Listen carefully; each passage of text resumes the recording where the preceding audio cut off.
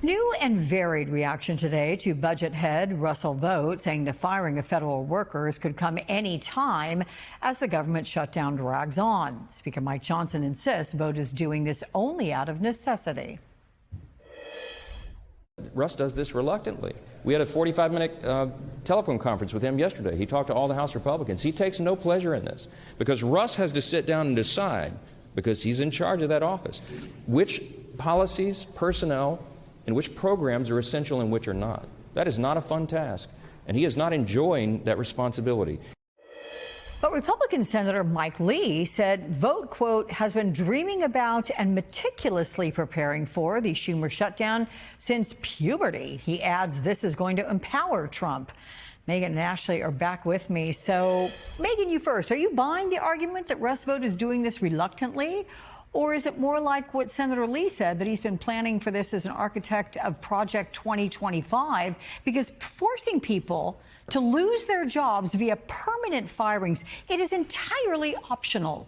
Employees are furloughed during government shutdowns, but they get back pay when the government opens up. So how Mike Johnson can get up there and just lie is shocking to me. Russ Vought does not need to be picking out who's essential and who's non-essential in terms of a permanent firing. That's what you do to decide who is an essential worker who has to come to work without pay and who is furloughed. So I just don't buy that they are not doing this. Also, they've been talking about Project 2025 for a very long time.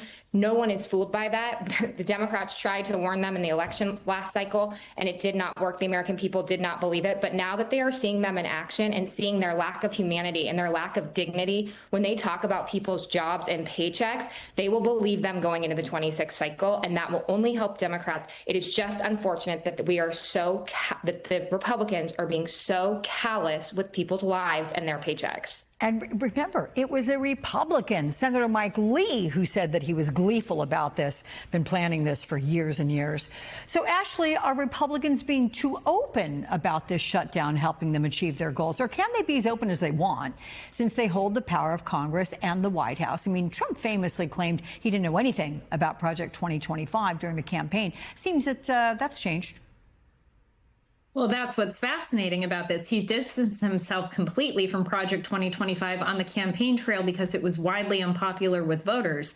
So it'll be fascinating now that they've hitched their wagon to this. And we've seen since day one of this administration, which, by the way, we're only about 9 months in, and about 48% of Project 2025 has been adopted by this administration. So he's installed people of power who authored 2025 into his administration, into positions of authority. And what we're seeing is exactly how this playbook was designed to go. It's more of a consolidation and expansion of the executive branch power. And as a result, the government now is serving one man's ego. And that's exactly what's happening here. So it would be very hard, I think, for Trump to be able to distance himself from Project 2025 in the midterms, and for any Republican running for the presidential seat in 28. But I don't know how they could distance themselves again after saying that they didn't know anything about it, but now it's all being adopted and coming together the way it is. So, my director, Josh, let's put that graphic back up, because as Ashley's just mentioned to you, Megan, an online tracker calculates this number: 48% of Project 2025's initiatives have been implemented. That includes things like Medicaid work requirements, deploying troops to the border, stifling student loan forgiveness, abolishing DEI initiatives, cutting funding for NPR and PBS public broadcasting, and so much more. Are you surprised how quickly this has happened? I'm a little surprised at how quickly it's happening. What's even more surprising is that there seems to be no Republican that is fighting back and pushing back on any of these initiatives. I understand having policy arguments and implementation arguments around the margins of how we're spending money in Congress, but Congress is completely just totally given all the power back to the White House and to Donald Trump. To rebuild our government and our democracy after Donald Trump leaves office is going to take 10, 20 years to get back to where we were when we started. I mean, it is shocking to me that Republicans are not pushing back more against Donald Trump. It is disgusting. I am shocked that they are just letting him do this. So, Ashley, an example that's underway right now, you have the Trump administration, which has paused $2 billion in funding for Chicago infrastructure. $18 billion for New York City infrastructure, and that money withheld for New York, that's because they want to make sure it isn't connected to unconstitutional DEI principles. Right, okay, yeah. It's money for a subway line and a commuter tunnel. Do they think Democrats are the only ones who ride subways or drive through tunnels? Alex, this is exactly what I was saying before.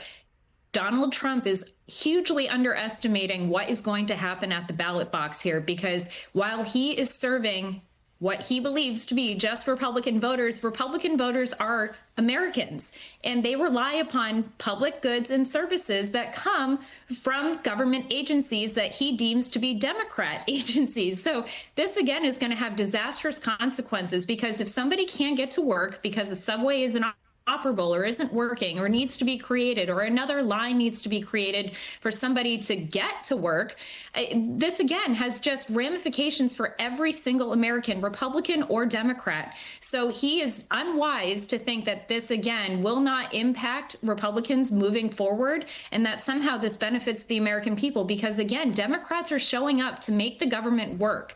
You can have conversations, as Megan just mentioned, about what should be cut and what, maybe is being too bloated by way of a, budget. But at the end of the day, again, these have real and significant impacts on every single American, Republican or Democrat. And he is the president of America, meaning he represents every single person, not just Republicans.